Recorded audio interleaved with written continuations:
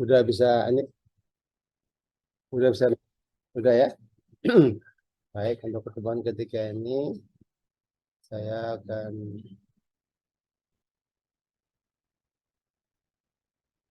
merefreshment pertemuan kedua kemarin ya tentang studi kasus etika dalam peningkatan performa project ya. Performa project masih ingat ya kalau ada 4 hal ya. Yang pertama waktu ya, scheduling ya, cost, quality dan safety. Pokoknya kalau jadi orang sipil itu ingat 4 ini performa project itu 4 hal ya.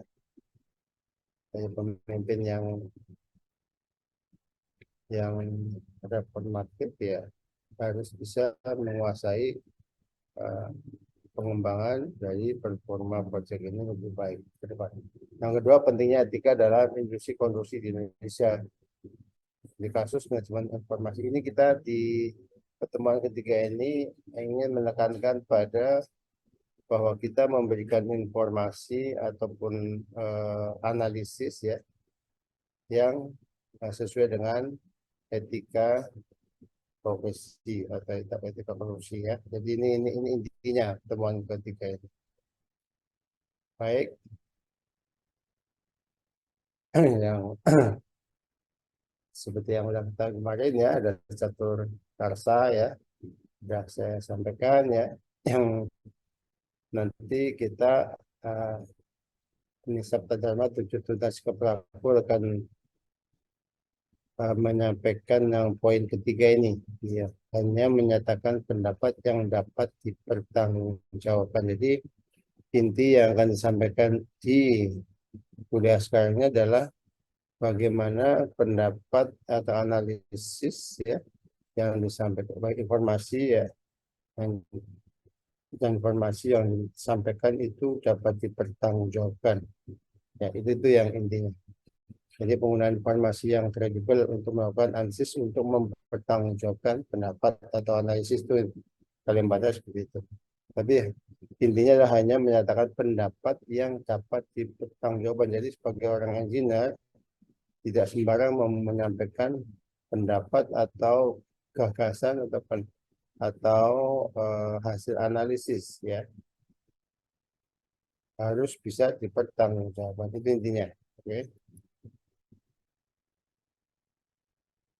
Ini salah satu contoh ya yang kegiatan-kegiatan sebagai insinyur teknik sipil Indonesia ya yang sekarang sedang uh, dihadapkan pada ya target-target SDGs misalnya di air minum ya dan sanitasi yang masih rendah ya. Untuk daya saing infrastruktur ya bagi insinyur teknik sipil di Indonesia sekarang sudah lumayan naik ya. Saya sudah sampaikan ke level 52. Jadi institusi sipil Indonesia berhadapan pada pembangunan yang sangat masif dan berhubungan langsung dengan masyarakat. Oleh karenanya, setiap pendapat dan analisis oleh insinyur teknik sipil dengan etika yang baik harus dapat dipertanggungjawabkan. Karena tidak hanya berdampak pada bangunan infrastruktur, tapi kepada masyarakat secara langsung. Contoh infrastruktur yang menjadi tanggung jawab insinyur yang beretika, yang berkaitan langsung dengan masyarakat. Yang pertama, program penyediaan air minum dan sanitasi berbasis masyarakat atau PAMSIMAS. Mungkin adik-adik sudah tahu di daerahnya ya banyak program PAMSIMAS di kota-kota Palembang di Sumatera Selatan. Ya. Itu adalah pembangunan air minum dan sanitasi pedesaan yang dilaksanakan dengan pendekatan berbasis masyarakat. Jadi memang itu kebutuhan, ada pemberdayaan, ada tim pemberdayaan masyarakat, mereka yang mengerjakan mengelolanya di sana. Yang kedua, pada periode 2015 sampai 2019, Mas memasuki fase ketiga ya. Jadi tahun 2016 sekarang ada fase ketiga ya, yang bertujuan meningkatkan jumlah warga masyarakat belum terlayani di wilayah pedesaan dan urban ya, agar dapat mengakses air minum dan sanitasi yang berkelanjutan. Salah satunya di Batu Panu, Sulawesi Barat. Ya, salah satu ini di contoh yang di sebelah kiri ini dibangun pada tahun 2017. Ini daerah-daerah yang memang sulit air. Kalau di Jawa mungkin di Gunung Kidul ya, atau daerah-daerah Dieng ya itu meskipun ada air tapi di situ harus hati-hati karena ada gas alam ya, ada belerang ya. Jadi harus juga masuk engineer ke sana ya, bersama ahli geologi, ahli lainnya ya untuk bisa mendapatkan sumber air yang bebas dari masalah sana belerang di Dieng. Kemudian pada periode 2020 sampai 2024 masih dilanjutkan untuk memastikan ketersediaan air bagi masyarakat. Tapi intinya adalah semua kita mengacu pada target dunia.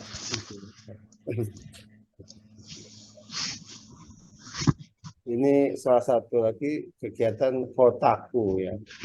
Kota tanpa kumuh. Jadi bagaimana kita membebaskan kota-kota di Indonesia itu dari kekumuhan ya.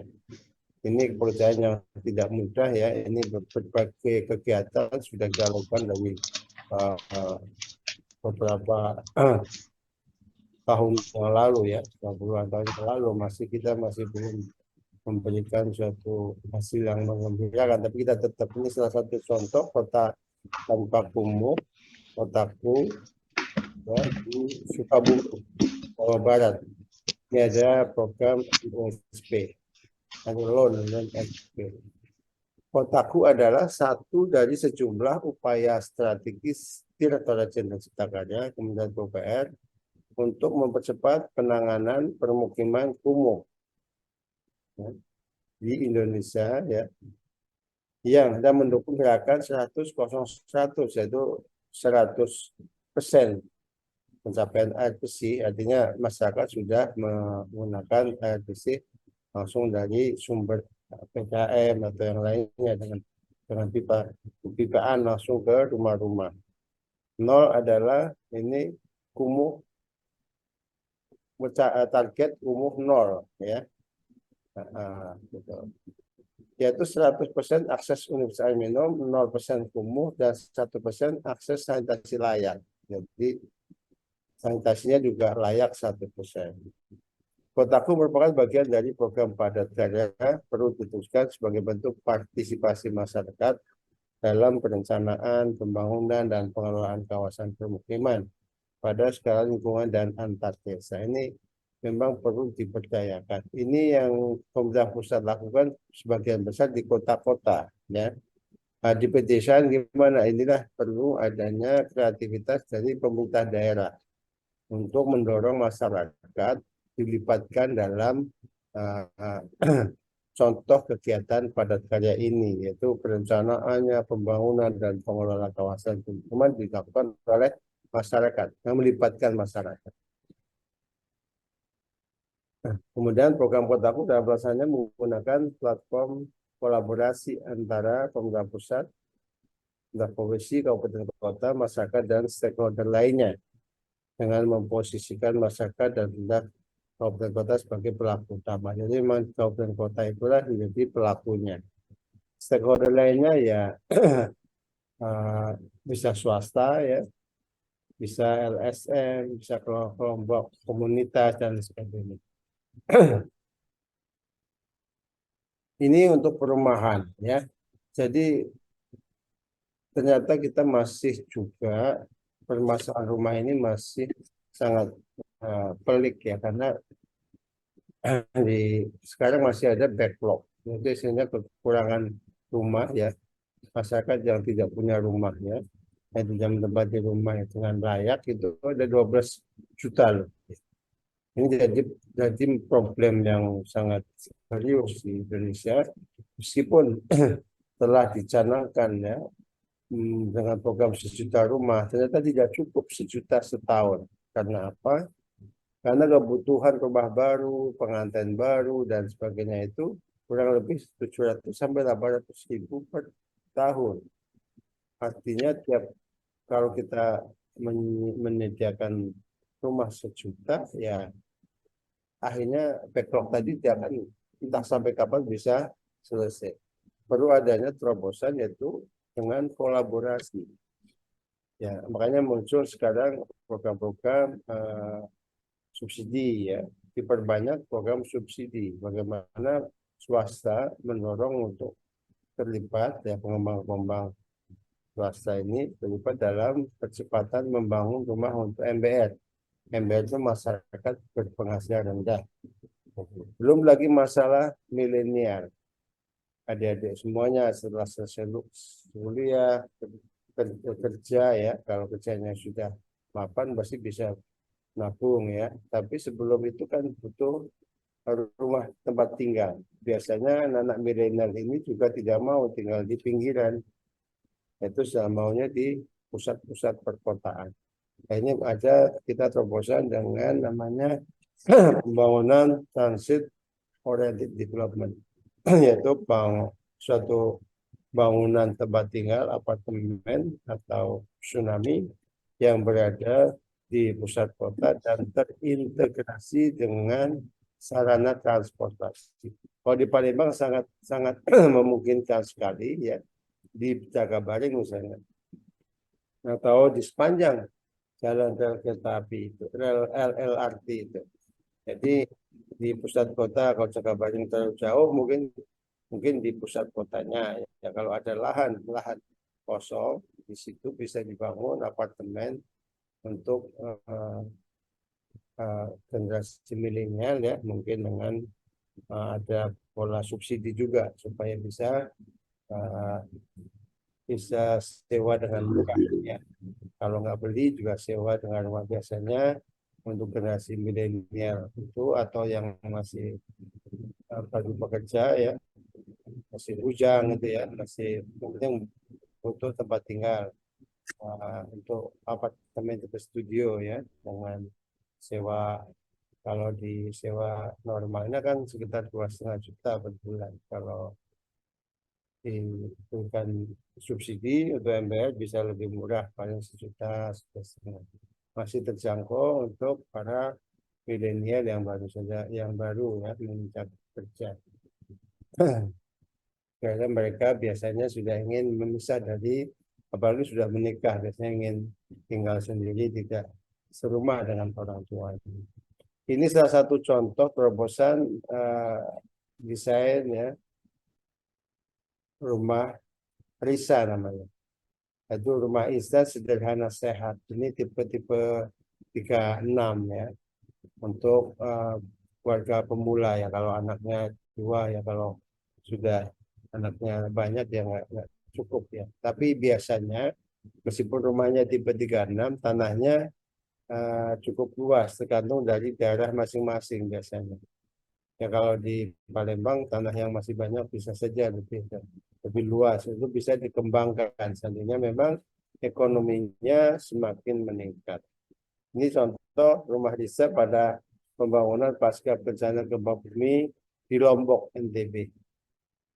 Ini baru selesai konstruksinya. Bisa merupakan contoh pemanfaatan inovasi dan teknologi bidang perumahan dan permukiman.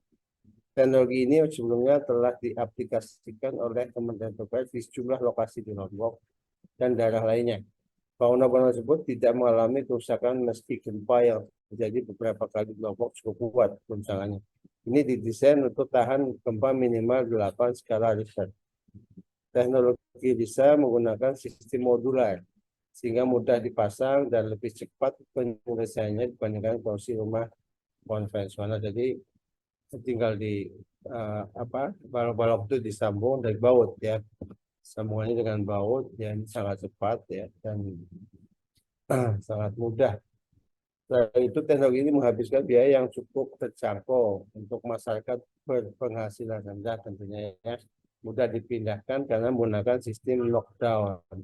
Bisa dicopot kalau misalnya mau pindah, itu mau dilepas bisa juga, buka bautnya nanti diangkut, ya. Ini tahan gempa dan dapat dimodifikasi menjadi bangunan kantor, puskesmas, rumah sakit, dan sekolah. Ini bisa disambung-sambung, ya. Bisa satu modul bisa sambung-sambung untuk keperluan kantor, sekolah, rumah sakit dan sebagainya. Ini beberapa penugasan ya, saya ingin sampaikan tugas-tugas di Kementerian PUPR khususnya di Ditjen Cipta Karya ya. Kemarin saya bahas jalan dan lainnya di Cipta Karya ini ada selain tugas utamanya juga ada penugasan dari Bapak Presiden ya, yaitu untuk sarana dan prasarana olahraga yaitu melalui uh, Perpres ya, Perpres nomor 43 2019 yang akhirnya terbentuk pusat pengembangan sarana prasarana. Ini ada direktorat sendiri untuk karena banyaknya tugas penugasan khusus dari Bapak Presiden, akhirnya dibuat direktorat sendiri di Ditjen Cipta Karya. Ini eselon 2 yang bertugas untuk urusan kebijakan teknis ya, pelaksanaan dan pembinaan pembangunan sarana prasarana pendidikan, olahraga dan pasar. Ini salah satu contoh ya, Pasar Pagi Kaliwungu Kabupaten Tegal, Jawa Tengah ini yang sudah tadinya pasar ini kumuh ya, dibuat ini Pasar Pagi Kaliwungu ini sangat kumuh ya. Nah, sekarang dibuat sangat rapi lah, representatif. Dia ada kios-kiosnya, di dalamnya ada lapak-lapak untuk pasar dengan sarana parkir dan sebagainya yang memadai.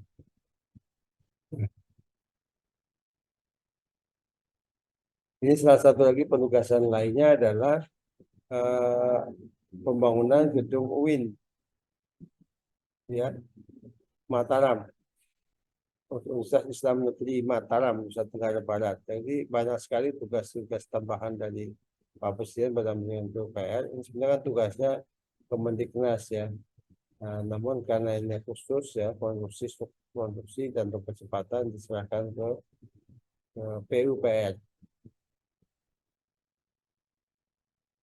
Ini adalah ini aluminium ya, spam ya, di spam regional Keburejo, Kebumen dan Purworejo. Jadi gabungan dua kabupaten ya. Nah, ini untuk dimanfaatkan dua kabupaten. Ini untuk mengatasi, untuk memberikan suplai kebutuhan air minum buat masyarakat di dua kabupaten ini, Kabupaten Kebumen dan Purworejo. Air minum merupakan kebutuhan mendasar, masyarakat harus dipenuhi ya, oleh masyarakat. Sehingga kita Kementerian PUPR Ditjen Cipta Karya selalu melakukan upaya ya, upaya untuk meningkatkan tadi 100% dan 100% masyarakat bisa mengakses air minum dengan baik. Pengampunan air tanah yang seringkali mengandung bakteri E. coli dan mahalnya pembelian air minum isi ulang menjadi pendorong untuk merealisasikan sistem penyediaan air minum atau SPAM dengan jangkauan seluas-luasnya dan tarif air serendah-rendahnya. Sekarang ya, pembangunan SPAM ini selain menggunakan APBN, juga sekarang juga ada kerjasama pemerintah dengan badan usaha KPBU untuk mendukung percepatan pembangunan seperti SPAM regional di Jatiluhur, terakhir ada di Lampung ya, kemudian dan lain sebagainya. Saya kira kalau di Sumatera Selatan sumber air Sungai Musi yang cukup melimpah ya, kebutuhan airnya saya kira tidak jadi masalah, namun air yang sesuai dengan standar dan syarat untuk air minum mesti harus ditingkatkan, yaitu dengan SPAM ini. Ini juga ada tugas-tugas lain ya di Cipta Karya adalah tempat pembuangan akhir. Ini salah satunya di Kalimantan Selatan di Banjar Papua. Ini menjadi problem di mana-mana di daerah-daerah di provinsi ya, rata-rata kota besar ya. Bahkan Jakarta pun TPA-nya berada di daerah luar Jakarta. Karena nggak ada lagi lah, nggak mungkin lagi lahan TPA ditaruh di. Hanya kerjasama, ada dua kemungkinan, kerjasama dengan pemerintah daerah tetangga atau dengan swasta. Kalau swasta tentu sangat mahal ya. Tapi tidak, ke depan memang ini masalah sampah ini menjadi hal yang sangat krusial. Kita tidak sadar ya bahwa masih banyak juga masyarakat yang kesadarannya belum maksimal ya, masih membuang sampah-sampah di sungai-sungai ya. Dan kita pernah beberapa tahun lalu kita dijuluki raja sampah plastik, ya kan, nomor 2 di dunia yang mencemari laut dengan sampah plastik. Ini jadi hal yang sangat serius harus kita tangani. TPA Banjar Pakula memiliki kapasitas tampung 640.000 ton dengan sistem sanitari dan pil untuk melayani 5 kabupaten kota di kawasan metropolitan Banjar Pakula yang mencakup Kota Banjarmasin, Kota Banjarbaru, Kabupaten Banjar, Kabupaten Tanah Laut, dan Kabupaten Paritokuala. Ini sangat bagus sekali ini. Jadi kolaborasi beberapa kabupaten mencari lokasi satu TPA dan kita bangun bantu dari pusat. Ini menjadi solusi yang baik dan tentunya TPA ini lebih lanjut akan menjadi tempat untuk pengembangan ya, pengelolaan sampah ya. Ada yang reuse ya, ada yang recycle ya, dan sebagainya. Ada pun cara kerja sistem ini, sampah yang masuk adalah sampah sisa atau 30% dari sampah awal yang telah dipilah. Jadi ada tempat pemilahan sampah. Jadi kalau ada truk masuk ya ditimbun di lokasi penimbunan awal, ini nanti dipilah oleh pemulung-pemulung. Baru yang 30% inilah yang akan menggunakan sistem sanitary landfill. Lainnya bisa didaur ulang dan sebagainya. TPA Banjar Pakula dilengkapi dengan parcel landfill dengan luas total 15 hektar. Ini cukup luas ya. Ini air limbah ya, IPAL ya, instalasi pengelolaan air limbah kawasan Berbah. Ini jumlah, jadi limbah itu ya belum limbah cair ya, limbah yang dari kemudian B3 ya, macam-macam limbah yang paling berat B3 di rumah sakit itu ya, itu harus ditangani dengan baik, kalau enggak menjadi mencemari air tanah ya, dan sangat bahaya. Juga polusi ya, bisa menguap ya, bisa berbahaya untuk kesehatan masyarakat. Jumlah limbah cair di permukiman kawasan Berbah Sleman, ini contoh di Sleman, IPAL di Sleman, Berbah. Nah,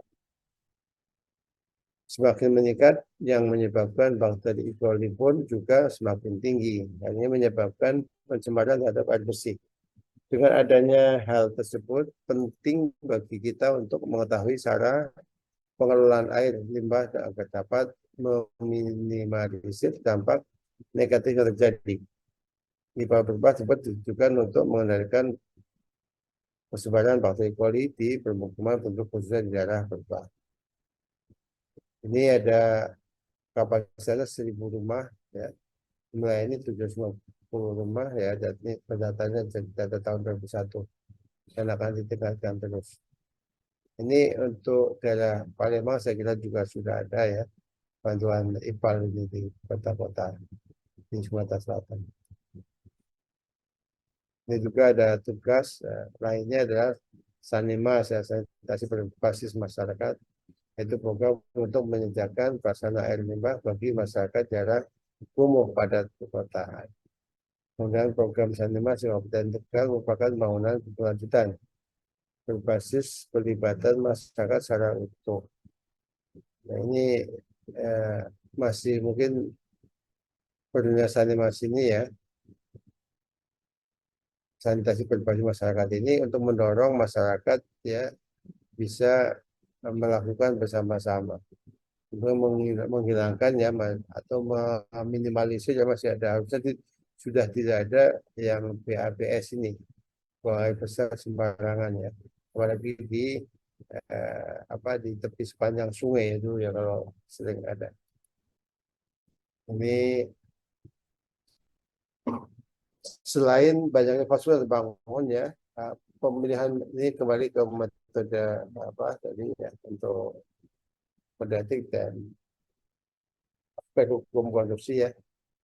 Jadi kita coba ini kembali ke etika konstruksi ya, ya. Kode etik konstruksinya ya, ya.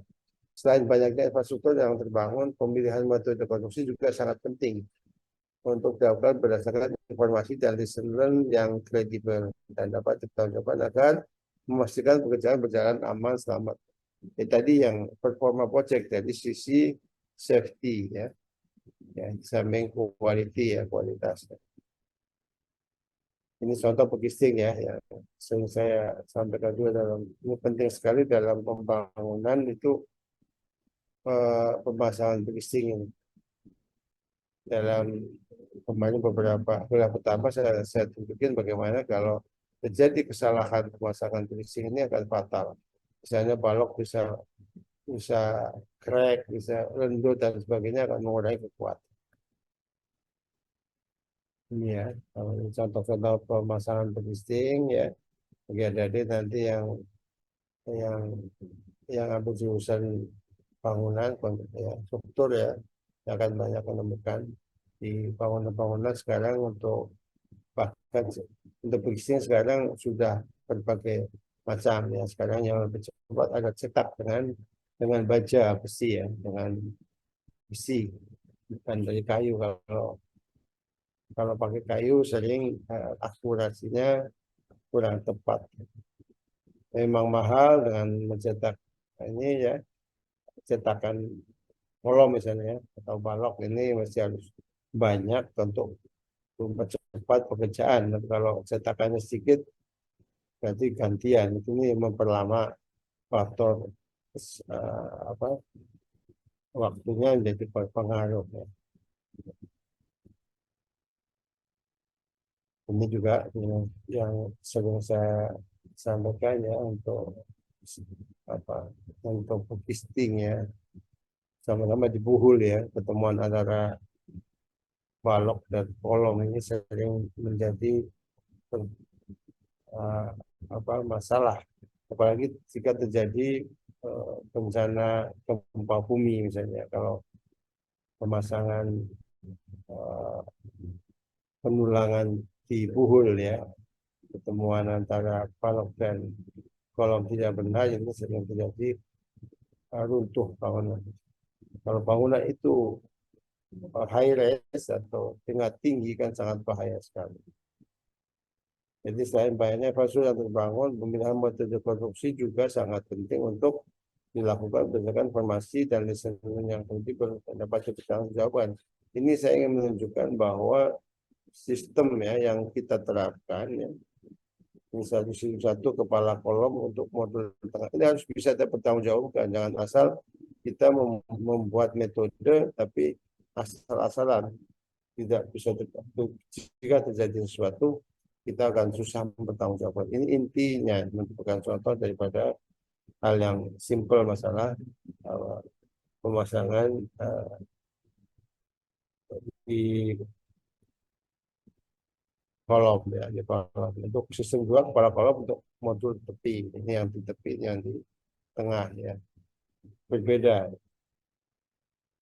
Ini harus sesuai dengan fungsinya di masing-masing kegiatan. Ini aplikasi posisi kepala kolomnya, ini kepala kolomnya. Dan dalam penyambungan ya, penyambungan di kolom atau balok ini sangat harus diperhatikan betul ya, metode yang dilakukan. Jangan sampai terjadi kesalahan. Ini pengemasan dari kepala kolom ini ya.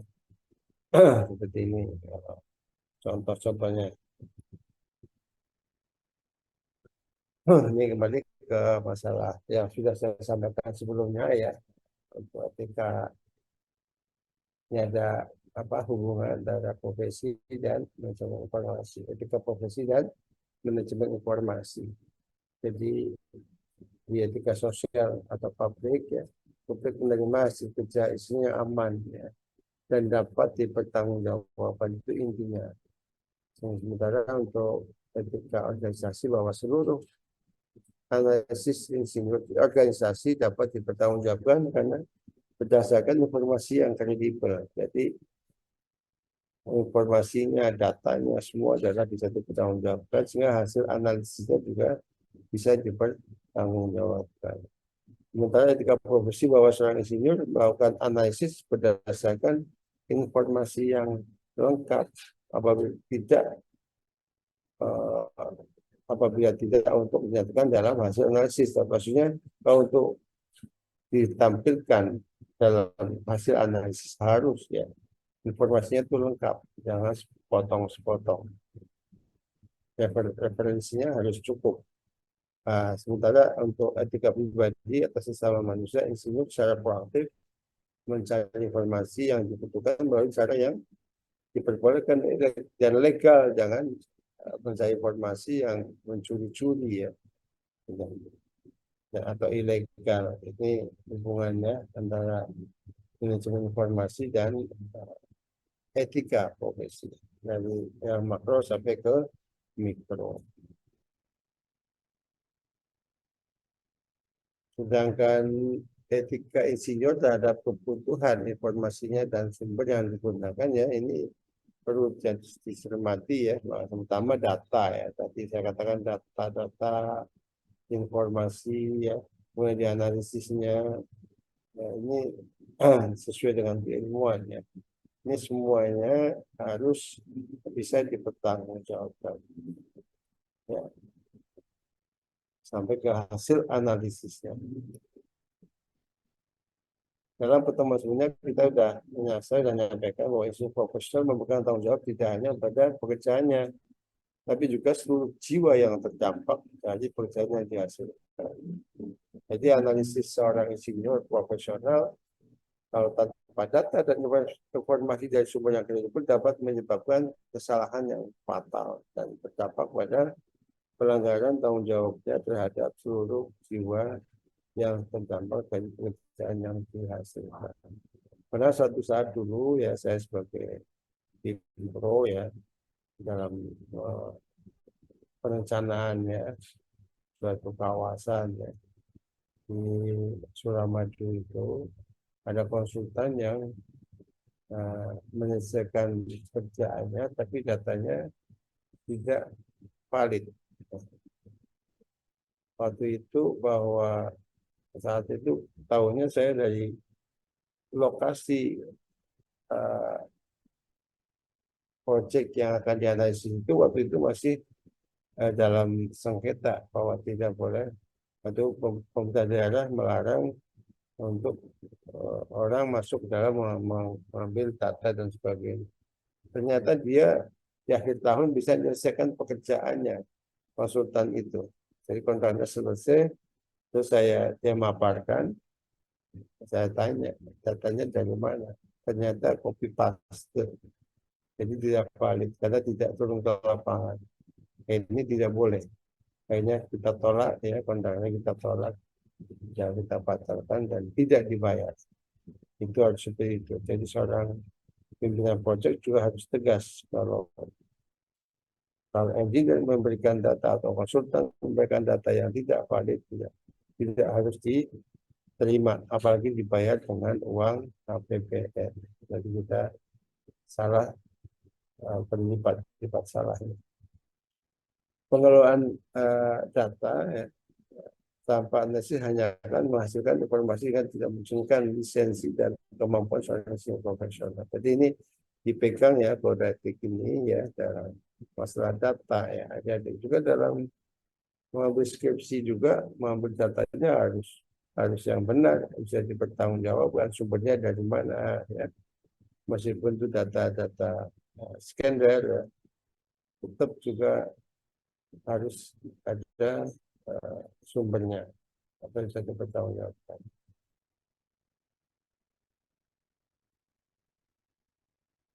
Ini pentingnya etika ya bahwa insinyur profesional melakukan komunikasi dalam mendapatkan informasi dari orang lain. Jadi mencari informasi ya kita harus harus gigih ya, hanya gigih ya. Jadi mencari dokumen ya, yang baik untuk orang masyarakat.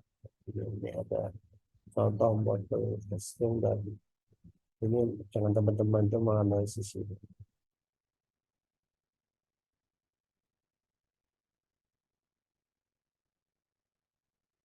Jadi ini insinyur profesional perlu secara hati-hati mengandalkan sumber data dan informasi ya. Hanya sumber yang kredibel dan dapat dipercaya yang dapat digunakan oleh seorang insinyur profesional dalam melakukan analisis. Ya.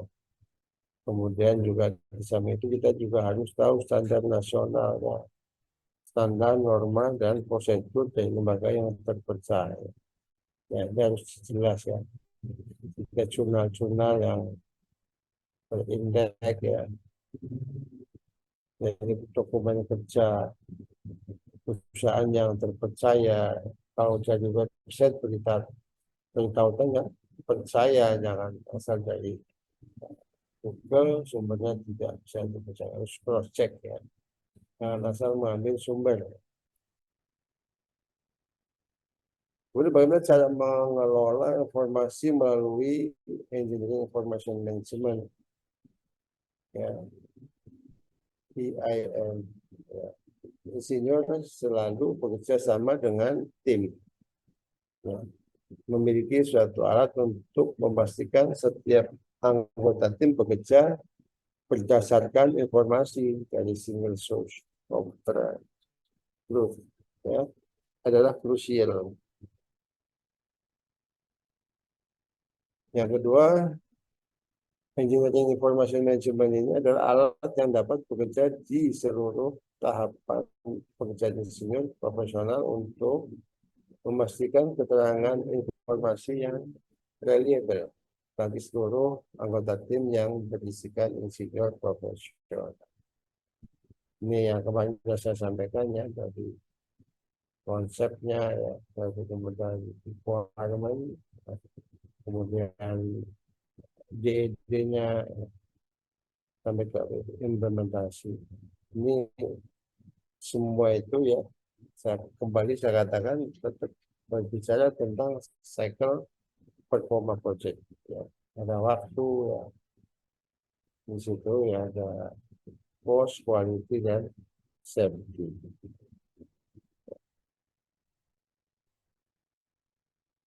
Ini salah satu metode saja ya, cara ya, mengelola informasi ya. Mungkin yang IM ini mendorong kolaborasi seluruh aspek dalam tim pada seluruh engineering life cycle. IM tidak hanya bertindak sebagai ruang bersama menyebarkan data, tetapi berfokus pada interaksi antara manusia dan data informasi dalam melakukan analisis. Dan dapat mengoptimasi pelaksanaan ujian sini di mana pelaksanaan pekerjaan dapat dipercepat melalui percepatnya penyedia informasi. Jadi intinya adalah bahwa AIM itu adalah prinsip pengelolaan informasi. Alat yang digunakan dapat bervariasi tergantung bidang keinsinyuran. Manfaatnya apa? Yang pertama, bahwa insinyur atau tim lain dapat dengan cepat menemukan dokumen kerja selama 24-7 hari, ya. Itu sehingga dapat mengurangi bottleneck ketersediaan informasi itu selama 24 jam ya, 7 hari itu bisa dapat ya, bisa dapat informasi yang seluruh tim dapat menggunakan informasi, jadi terintegrasi dia, linknya bisa dibuka dia. Seluruh tim dapat menggunakan informasi yang sama sehingga dapat bekerja secara cepat sesuai dengan prosedur tertentu dan mengurangi biaya produksi dan pekerjaan karena waktu semakin efisien dan sekarang dapat diminimalisir. Mengelola tacit knowledge, jadi orang-orang yang seorang insinyur ya pasti punya tacit knowledge yang yang terkadang tidak terungkapkan ya di dalam penulisan buku atau apa, itu bisa disampaikan ya.